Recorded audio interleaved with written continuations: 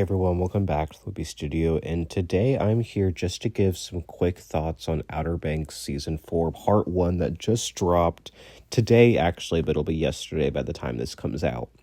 But basically, yeah, I just watched the first 5 episodes, and they just dropped. I just finished episode 5, and I'm going to be doing episode by episode recaps starting tomorrow. Episode 1 will be out. So stay tuned for that. But no, I'm really looking forward to talking about this because I was really looking forward to this season. I thought the trailers looked great. All the storylines were promising, and overall, it didn't disappoint. I really enjoyed these first 5 episodes a lot. And I loved the first 2 seasons of Outer Banks, especially the first one. There was just something so special about the vibe with the Pogues and the rivalry with the Kooks and the treasure hunting aspect. I loved all of it. And then as the show went on, it kind of veered away from that. I mean, it kept the treasure hunting aspect of it, but it took away from like the Pogues and the Kooks of it all.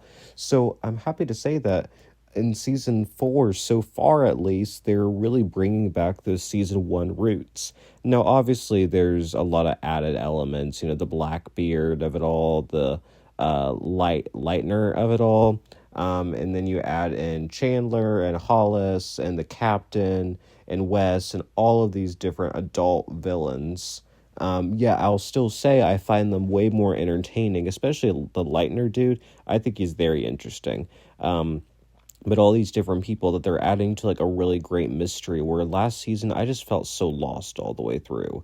So this season, I actually understand what's going on, which is great because, again, I like a story that I can follow and that it's entertaining. But I think that the main highlight of this season so far is the dynamic between the Pogues. They're back, they're interacting every episode, they're coming up with these plans together, and I just love the chemistry between them. And they made such a great decision by going back to the roots, by having them in all these group scenes together, and they're just so entertaining, and I just love the dynamic between them. Another highlight was the relationships, like, being honest. Jambi and Sarah were actually really cute this season. So far, and it's a much needed break from all the drama with Topper last season. JJ and Kiara are super cute this season. Poppy and Cleo are also super cute. So I love how they're able to weave in the cute relationships too in the midst of all the treasure hunting and villains and all of that. They're creating a nice balance there, which I think is what season 1 and 2 did really good.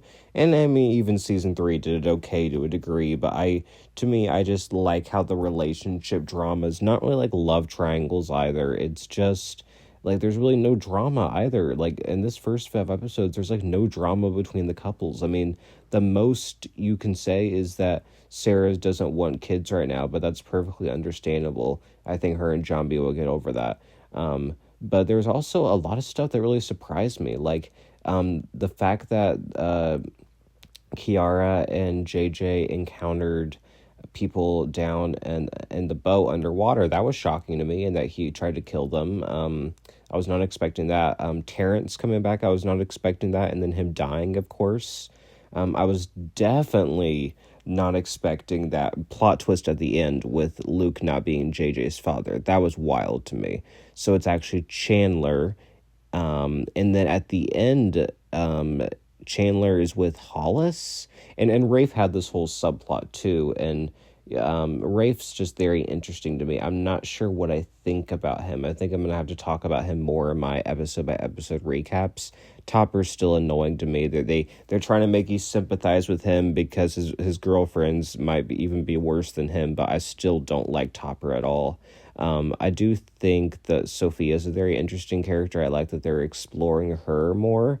But that's the subplot, right? That's the Rafe and the Kooks thing. That's the subplot going on. Now, I think they'll become more involved in part 2. I don't know about Topper. I just really don't see what they'll do with him. But I do think Rafe's going to become involved in all of this somehow, because he was very disconnected from the main group. But I think there's going to be stuff with him and Sarah later on that I'm really looking forward to, because I think it's about time they have a talk, and I don't need them to like repair their relationship right away. In fact, I think that's unrealistic, but I do want some more interactions with them because they haven't interacted, like, being honest, since season two, like a genuine interaction between them. So I want more, and I'm hoping to get that soon. But no, being honest, what I also liked is just the depth, sorry, not the depth of the characters.